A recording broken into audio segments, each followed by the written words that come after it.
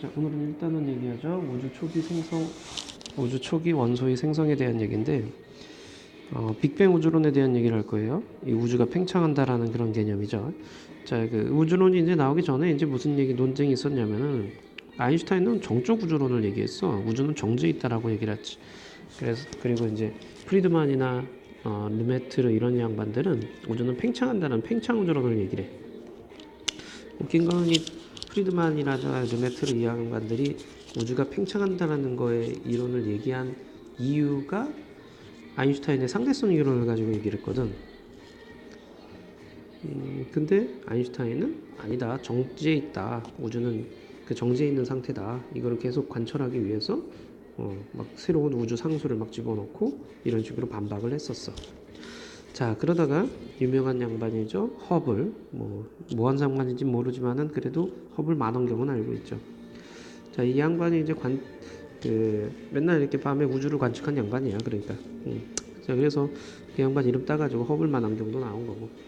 이 허블 같은 경우에는 이제 계속적으로 우주를 관측하다 보니까 외부 은하들이 멀어지는 걸 관측을 하게 돼. 그게 우주가 팽창한다라는 얘기를 하게 되는 거지.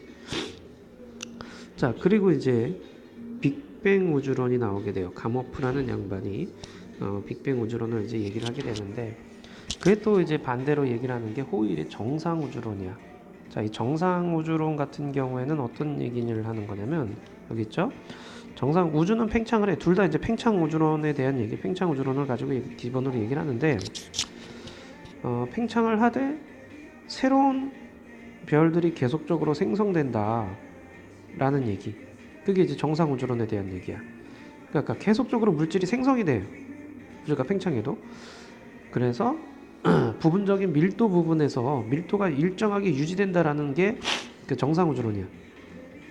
근데 밀도가 일정한데 부피는 팽창하려면 질량은 어떻게 해야 돼? 증가해야 되겠죠.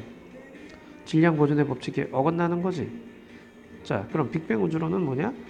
팽창한다, 멀어진다. 그래서 질량은 일정해. 근데 밀도는 감소한다 라고 얘기를 하는 거야. 그러니까 우주 온도도 계속적으로 감소되고 있었다라는 얘기를 한 거예요. 그게 빅뱅 우주론이야. 근데 이제 여러 가지 증거들이 나오게 되거든. 뭐야? 요거 별표. 우주 배경 복사 수소 헬륨의 질량비. 요게 이제 증거로서 빅뱅 우주론이 인정을 받게 되는 원리가 되는 거예요. 증거가 되는데 그 증거에 대한 얘기는 이따가 좀 더 얘기해 보도록 하자. 자, 그다음 초기 원소들에 대한 얘기인데, 이 초기 원소들이 물질을 구성한다. 이 물질을 구성하는 게 뭐야? 원자죠, 원자. 원자는 또다시 원자 핵과 전자로 나뉘어져 있잖아.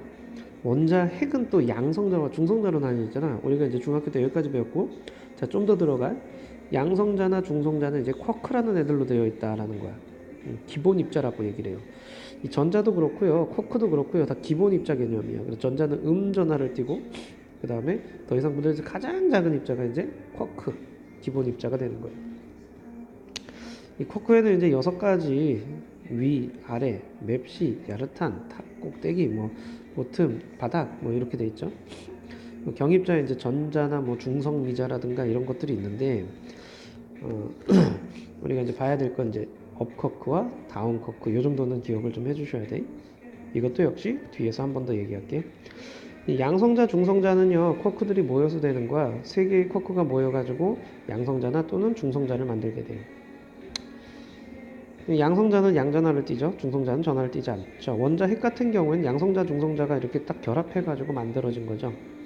자, 원자 핵은 중성자는 전하를 띠지 않으니까 양성자 때문에 양전하를 띠게 되는 거예요.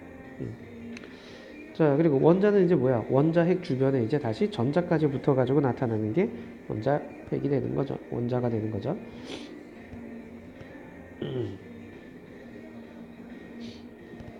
자, 이 빅뱅 이론에 따르면은 이게 팽창하잖아, 우주가. 그럼 그 전에는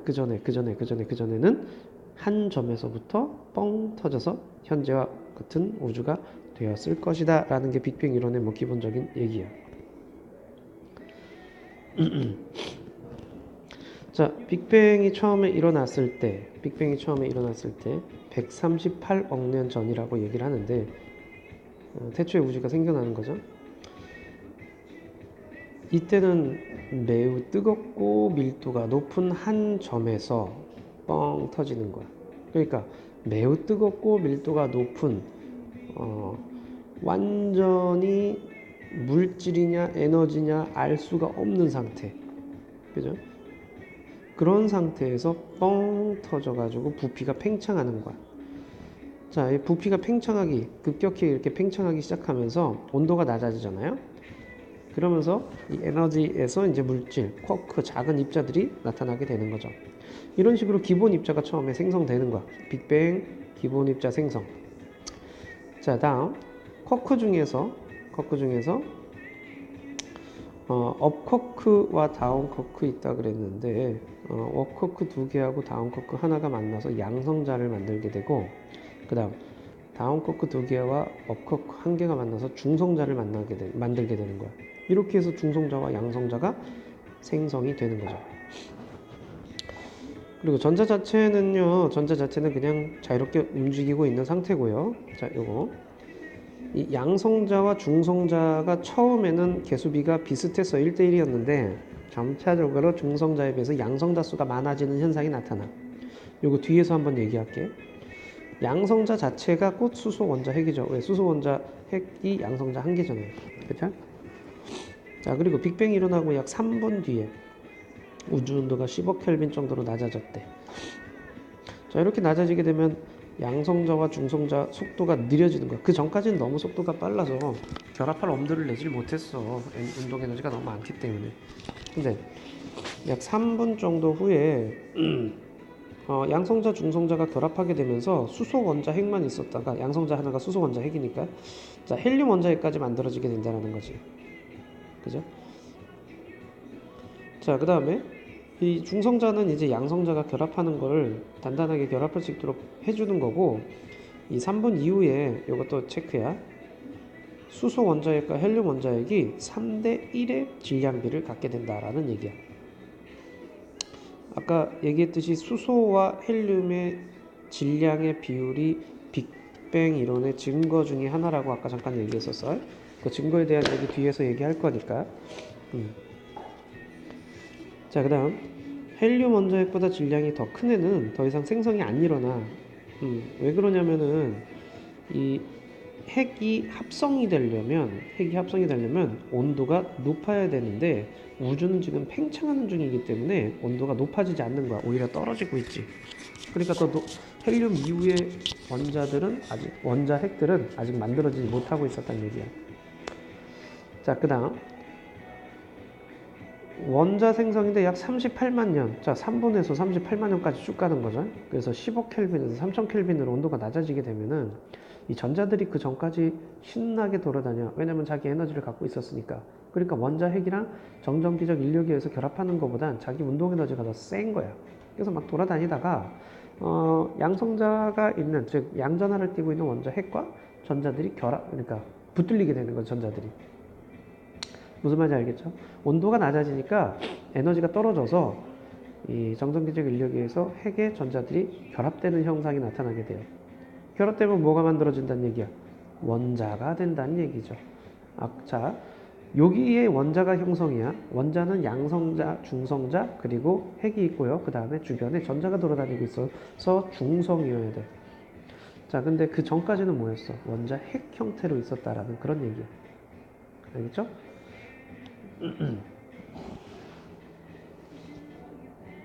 자, 그러니까 38만 년 후에 무슨 일이 일어나게 되느냐? 그 전까지는 입자들이 제각각 놀고 있었지. 전자들이 원자 핵에 붙잡혀 있고 분리되어 있는 상태에서 온도도 높고, 자, 이런 상태였어. 그러니까 빛이 앞으로 가다가 방해를 너무 많이 받게 되는 거야. 방해를 너무 많이 받으니까 불투명한 상태였다. 원자 생성 이전에는 불투명한 우주였다라고 얘기를 해. 자, 그러다가 원자가 생성이 되잖아. 원자가 생성이 됨으로 인해서 이 빛들이 어떻게 될 수 있어? 쭉 뻗어나갈 수 있게 되는 거죠. 왜? 빛의 진로를 방해하는 애들이 없어졌기 때문에. 자, 원자 핵이 있고 주변에 전자들이 이렇게 잡혔기 때문에 공간이 많이 나타나게 되는 거지. 자, 그래서 우주 공간으로 빛이 이렇게 퍼져나가게 되는데 이것도 우주 배경 복사라고 해가지고 빅뱅 이론의 그 큰 증거 중에 하나예요. 그러니까 우리 증거 지금 두 개 얘기하고 있어. 수소와 헬륨의 질량 비하고 요 우주 배경 복사. 이때 뻗어 나온 요 빛들에 대한 얘기야. 우주가 투명해지면서 그래서 투명한 우주가 됐다라고 얘기를 하게 되는 거예요. 자, 그럼 우주 배경 복사 같은 경우에는 이 빅뱅이 일어나고 난 다음에 38만 년 후에 3000 켈빈 정도 됐을 때 원자들이 형성되면서 우주 공간으로 빛이 퍼져나가기 시작한다라는 얘기죠.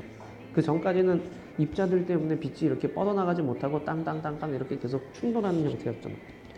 투명한 우주가 됨으로 인해서 퍼져나간 그 빛을 우리는 우주 배경 복사라고 얘기를 하게 되는 거예요. 오케이? 이게 또 이 가모프가 우주 배경 복사에 대해서 예측을 했었어. 뭐 지가 빅뱅 이론을 얘기를 하면서 계속 팽창해서 온도가 낮아져서 퍼져나간 빛이 있을 것이다 우주에는. 그래서 수 켈빈의 복사 에너지로 관측될 것이다 라고 얘기를 했는데 이거를 누가? 펜지어스와 윌슨이 관측을 한 거야. 이 양반들 아마 노벨상 탔어. 근데 웃긴 게 뭐냐면 이 양반들이 지상에서 이제 전파 안테나에서 일하는 양반들이었거든. 그러니까 우주에서 오는 전파를 수신해가지고 그걸 가지고서는 관측을 하는 뭐 그런 전파 안테나를 가지고 있는 건데 일하던 사람인데 하루는 이제 계속적으로 지지직하는 아주 파장이 아주 낮은 아주 낮은 그 소음이 계속 들리는 거야. 그래서 그게 뭔가 해가지고 막 그 안테나 이상인가 그래서 안테나도 막 조정해보고 어떻게 해보고 막 고치려고 노력을 아무리 해봐도 안테나를 어떻게 돌려봐도 어느 곳에서나 다 그 잡음이 자꾸 들린다는 얘기지. 그래서 우주에 있는 모든 방향에서 같은 세기로 전파 신호가 관측이 된다. 그럼 이게 가모프가 얘기한 우주 배경 복사 아니겠느냐라고 얘기를 하고 현재 이제 3켈빈 정도의 온도에서 방출되는 복사의 파장과 일치하다. 그래서 이게 우주 배경 복사라고 밝혀지게 되는 거야. 이 우주 배경 복사의 의미가 이제 빅뱅 우주론에 지지하는 결정적 증거가 되는 거죠. 오케이? 근데 이게 또 요즘 인공위성 많이 발달했잖아. 그래서 인공위성을 통해서도 역시 관측을 하게 되는 거야. 인공위성 날려보내가지고 이렇게 관측을 해보니까 우주 배경 복사가 거의 대체적으로 균일하게 우주 전체에서 관측이 되더라라는 얘기예요. 38만 년 후에 3000 켈빈 정도의 빛이었다 그랬잖아. 현재는 팽창돼가지고 3 켈빈 정도의 그 빛으로 이제 바뀌어 있다라는 얘기죠. 오케이? 자, 첫 번째 우주 배경 복사에 대한 얘기를 한 거야. 자, 개념 확인해보고 자, 다음 스펙트럼에 대한 얘기 바로 얘기할게. 이 스펙트럼이라고 하는 건 우리 배웠어. 우리 푸시룸 통과한 빛이 빨주노초 파남보 이렇게 빛깔들이 나타나는 걸 얘기해 주는 거야. 근데 이제 스펙트럼의 종류 이제 좀 기억을 해 주셔야 되는데 이 연속 스펙트럼 같은 경우에는 자, 연속 스펙트럼은 빨주노초파 넘버가 쭉 연결돼가지고 나타나는 거 얘기하는 거야. 백열전구라든가 그 다음에 고온의 별에서 방출한 빛이라든가 이런 게 이제 연속 스펙트럼 개념이죠. 흡수 스펙트럼이라고 하면은 밑줄 저온의 기체를 통과. 그러니까 저온의 기체를 통과할 때 특정 파장의 빛이 흡수돼 버리는 거야. 그러니까 그 선이 보여 안 보여? 안 보이는 거야 우리 쪽에는. 보죠? 자, 별 빛이 왔어. 근데 저온의 기체를 통과했어. 근데 일부 파장의 빛을 흡수해 버리니까 그 부분의 빛들만 안 보이는 거야. 그럼 방출 스펙트럼은 고온의 기체를 지나갈 때. 자, 고온의 기체에서 특정 파장의 빛을 방출해 주는 거야. 그러니까 그 빛만 오는 거지. 그 파장의 빛만. 자, 그럼 이런 흡수 스펙트럼이나 방출 스펙트럼이 나타나는 이유는 무엇이냐라는 거지. 이 원자 구조에 대한 얘기가 나와 있는데, 그러니까 우리가 왜 원자들이 돌아다니는 궤도가 있다고 했던 거 기억나나 모르겠네. 자, 원자들이 돌아다니는 궤도가 있어. 그래서 낮은 궤도가 있고 그 다음에 높은 궤도가 있어요. 이 낮은 궤도에 있던 전자가 높은 궤도로 이동을 하려면 에너지, 그러니까 양성자를, 그러니까 양전하를 띠고 있는 원자 핵에서 멀어져야 될 거 아니야. 그럼 전자가 에너지를 받아야 되겠지. 에너지를 흡수해야 되는 거야. 그래야지 들뜬 상태, 높은 에너지 준위로 도망갈 수 있는 거지. 그럼 반대로 높은 상태에 있던 애가 낮은 애로 오려면은 자기의 에너지를 뭐 해봐야 돼? 방출해 버려야 돼. 자, 그러니까 에너지를 흡수하는 경우는 언제냐? 낮은 궤도에서 높은 궤도로 갈 때고, 에너지를 방출할 때는 언제냐? 높은 궤도에서 낮은 궤도로 올 때야. 알겠죠?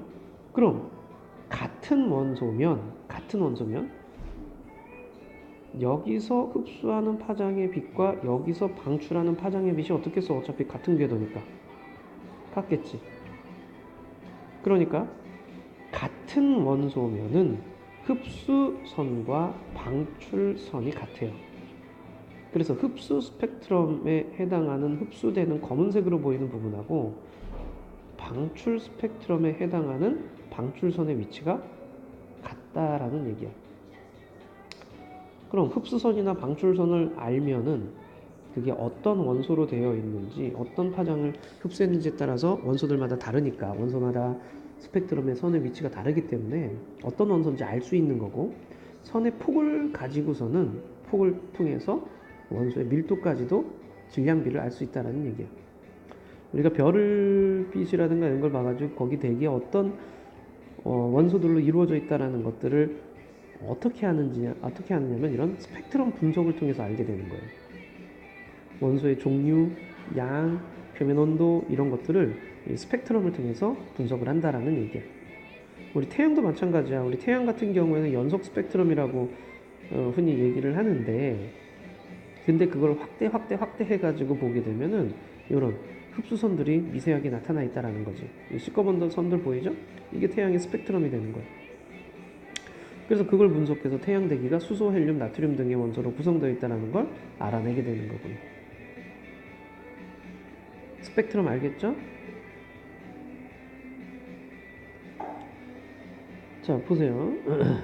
햇빛이라든가 백열전구 연속적인 띠가 나타납니다 라고 얘기를 했어요. 연속 스펙트럼이고, 수소, 헬륨, 네온, 칼슘 얘네들 같은 경우에는 이게 지금 무슨 방출 스펙트럼이죠. 그죠? 자, 태양에서 이렇게 방출되어지는 스펙트럼을 보니까 수소, 헬륨, 나트륨의 방출선 위치가 같다. 그 얘기는 태양은 수소, 헬륨, 나트륨 등으로 이루어져 있다. 뭐 이렇게 얘기를 할 수 있는 거고, 미지의 별도 봐봐. 이 미지의 별 같은 경우에도 겹쳐보면은 수소, 칼슘 등과 방출선이 같으니까 얘네들은 수소, 칼슘으로 이루어져 있다. 이런 식으로 얘기를 하게 되는 거야. 자, 이렇게 해서 우주의 원소가 어떤 식으로 되어 있는지를 분석하는 거야. 그래서 수소와 헬륨의 질량비라든가 이런 것들을 우리가 이런 스펙트럼을 통해서 예측을 한 거지. 자, 빅뱅 우주론에서는 수소와 헬륨의 질량비가 약 3대 1이 됐을 거라고 예측을 했었어. 근데 실제 전체 스펙트럼 결과 74% 수소가, 헬륨이 24%인 걸로 감지가 되는 거죠. 그래서 이거 진짜 3대 1이네. 그래서 이것도 역시 빅뱅 우주론의 증거로 얘기를 하는데,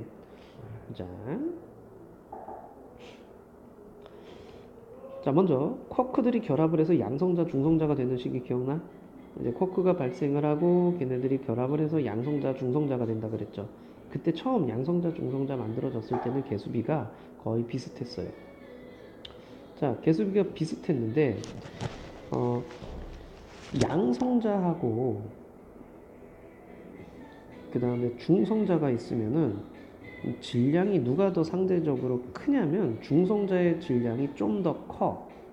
자, 이 중성자의 질량이 좀 더 크니까 중성자가 양성자가 되려면은 에너지를 질량이 줄어들어야 되니까 방출하는 형태야. 반대로 양성자가 중성자가 되려면 에너지를 흡수를 해야 돼. 질량이 증가해야 되니까. 오케이.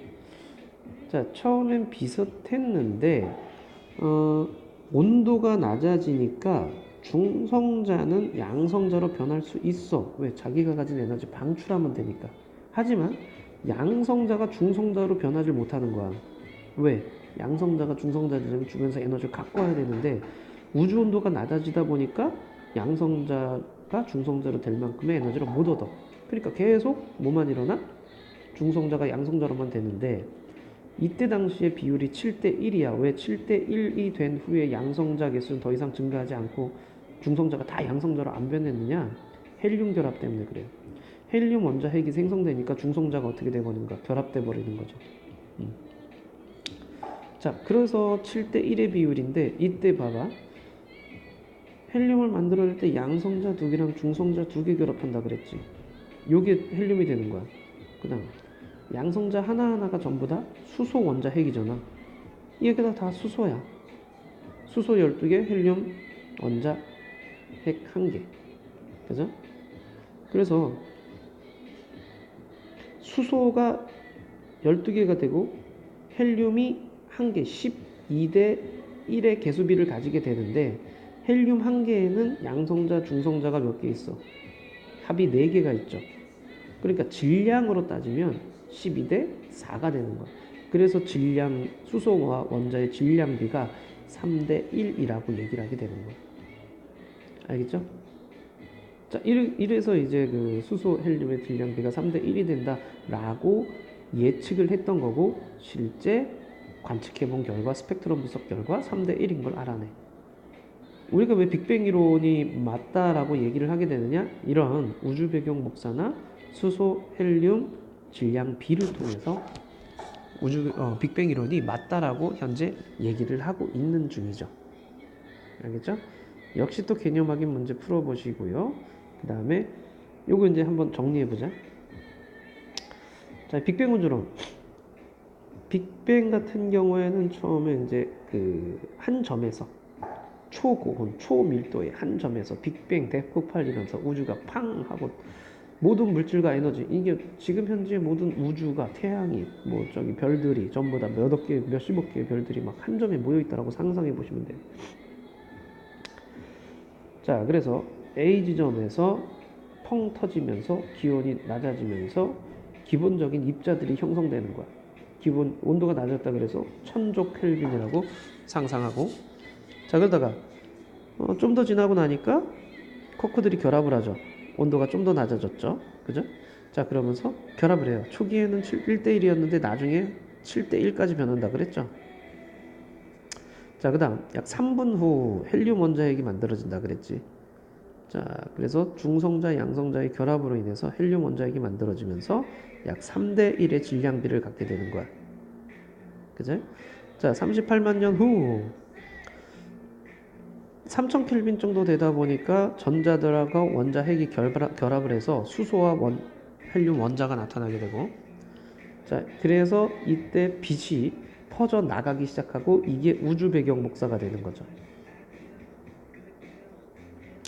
그래서 이 우주 배경 목사와 수소 헬륨의 질량비가 빅뱅 우주론의 증거로서 얘기합니다. 왜냐하면 빅뱅 우주론을 제시할 때 이 우주 배경 목사와 수소 헬륨 질량비를 예측을 했었는데 관측이 된 애들이거든. 알겠죠? 오케이. 그럼 나머지 문제 한번 해보자.